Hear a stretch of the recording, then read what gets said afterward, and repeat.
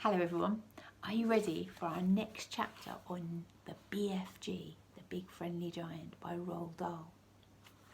Now, the last time we read this, we had the chapter about the BFG, and there's a picture of the BFG talking to Sophie, who's a bit frightened she's going to get eaten at the moment. The next chapter is called The Giants. But if you are so nice and friendly, Sophie said, then why did you snatch me from my bed and run away with me? Because you saw me, the Big Friendly Giant answered. If anyone is ever seeing a giant, he or she must be taken away, hip switch. Why? asked Sophie. Well, first of all, said the BFG, human beings is not really believing in giants, is they? Human beings is not thinking that we exist. I do, Sophie said. Ah, but that's only because you is seeing me, cried the BFG. I cannot possibly allow anyone, even little girls, to be seeing me and staying at home. The first thing you would be doing, you'd be scuttling around, yodeling the news that you had actually been seeing a giant. And then a great giant hunt, a mighty giant, look-see, would be starting up all over the world, with the human beings all rummaging for their great giant that you saw and getting wildly excited. People would be coming rushing and bushing after me and with goodness knows what, and they would be catching me and locking me into a cage to be stared at. They would be putting me into the zoo or the bum-cum house with all those squidgling hippo dumplings and crocodile-with-dillies. Sophie knew that what the giant said was true. If any person reported actually having seen a giant haunting the streets of a town at night, there would most certainly be a terrific hullabaloo across the whole world. I will bet you, the BFG went on, that you would have been splashing the news all over the wonky world, wouldn't you, if you hadn't got squiggled away? I suppose I would, Sophie said. That would never do, said the BFG. So what will happen to me now? Sophie asked. Well, if you go back, you'll be telling the world, said the BFG, most likely on the telly bumpkin box and the radio squeakers. So you will just have to be staying here with me for the rest of your life. Oh no, cried Sophie. Oh yes, said the BFG. But I am warning you not to ever go whiffling about out of this cave without I is with you, or you will be coming to an ucky-mucky end. I is showing you now who is going to eat you up if they is ever catching even one tiny little glimp of you.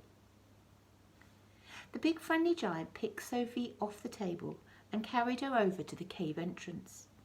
He rolled the huge stone to one side and said, Peep out, over there, little girl, and tell me what you is seeing. Sophie, sitting on the BFG's hand, peeped out of the cave. The sun was up now and shining fiery hot over the great yellow wasteland with its blue rocks and dead trees. Is you seeing them? The BFG asked. Sophie, squinting through the glare of the sun, saw several tremendously tall figures moving among the rocks, about 500 yards away. 3 or 4 others were sitting quite motionless, that means they were really still, on the rocks themselves.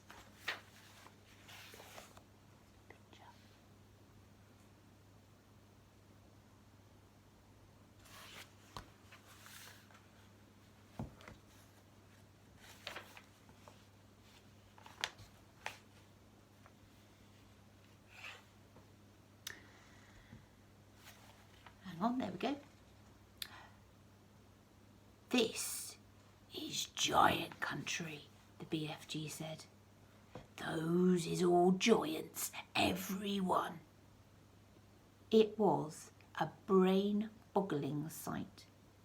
The giants were all naked, except for a sort of short skirt around their waists, and their skin was burnt brown by the sun. But it was the sheer size of each one of them that boggled Sophie's brain. They were simply colossal, far taller and wider than the big friendly giant upon whose hand she was now sitting. Oh, how ugly they were. Many of them had large bellies. Excuse me. All of them had long arms and big feet. They were too far away for their faces to be seen clearly, and perhaps that was a good thing. What on earth are they doing? Sophie asked. Nothing, said the BFG. They're just moochling and foochling around and waiting for the night to come. Then they will all be galloping off to places where people is living to find their suppers. You mean to Turkey? Sophie said. Well, Bone Crunching Giant will be galloping off to Turkey, of course, said the BFG. But the others will be whiffling off to all sorts of flung-away places, like Wellington for the booty flavour and Panama for the hatty taste. Every giant is having his own favourite hunting ground. Do they ever go to England? Sophie asked. Oh, often, said the BFG. They say the English is tasting ever so wonderfully of crowed scallop. I'm not sure quite what that means, Sophie said. Oh, meanings is not important, said the BFG. I cannot be right all the time. Quite often I is left instead of right.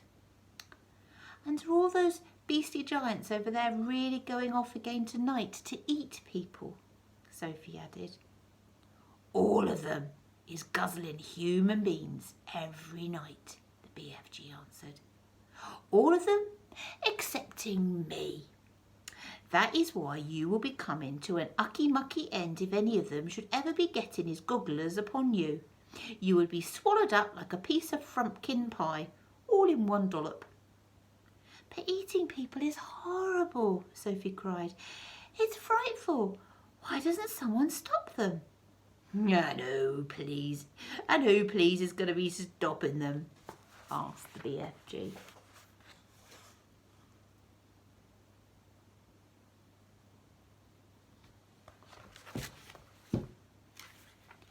Well, couldn't you? Said Sophie. Oh, never in a pig's whistle, cried the BFG. All of those man-eating giants is enormous and very fierce. They is all at least 2 times my wideness and double my royal highness. Twice as high as you, cried Sophie. Easily that, said the BFG. You are seeing them in the distance. But just wait till you get them close up. Those giants is all, about 50 feet tall, with huge muscles and cockles alive-o. I is the titchy one. I is the runt of the litter. 24 feet is puddle nuts in giant country. You mustn't feel bad about it, Sophie said. I think you're just great. Why, even your toes must be as big as sausages. Oh, bigger, said the BFG, looking pleased. They's as big as bumble hammers. How many giants are there out there? Sophie asked. Oh, 9 altogether, answered the BFG. Well, that means, said Sophie, that somewhere in the world, every single night, 9 wretched people get carried away and eaten alive. Oh, more than that, said the BFG. It's all depending, you see, on how big the human being is. Japanese beans is very small, so a giant will need to gobble up at least 6 Japanese before he's feeling full up. Others, like Norway people and the Yankee Doodles, is ever so much bigger, and usually 2 or 3 of those makes a good tuck-in. But do these disgusting giants go to every single country in the world? All the countries excepting Greece is getting visited at some time or another, the BFG answered. The country which a giant visits is depending on how he is feeling. If he is feeling very warm weather and a giant is feeling as hot as a sizzle pan, he will probably go galloping far up to the Frischbein north and get himself an Eskimo or 2 to cool him down. A nice fat little Eskimo to a giant is like a lovely ice cream lolly. I'll take your word for it, Sophie said. And then again, if it's a frosty night and the giant is frigiding with cold, he will probably point his nose towards the swattering hotlands to guzzle a few Hottentots to warm him up. How perfectly horrible, Sophie said. Oh, nothing hots a cold giant up like a hot tot, the BFG said. And if you were to put me down on the ground and I was to walk out amongst them now, Sophie said, would they really eat me up? Oh, like a whiffle swiddle, cried the BFG. And what is more, you is so small they wouldn't even have to chew you. The first one to be seen you would pick you up in his fingers and down you'd go like a drop of drain water. Let's go back inside, Sophie said. I hate even watching them. That was a very long chapter.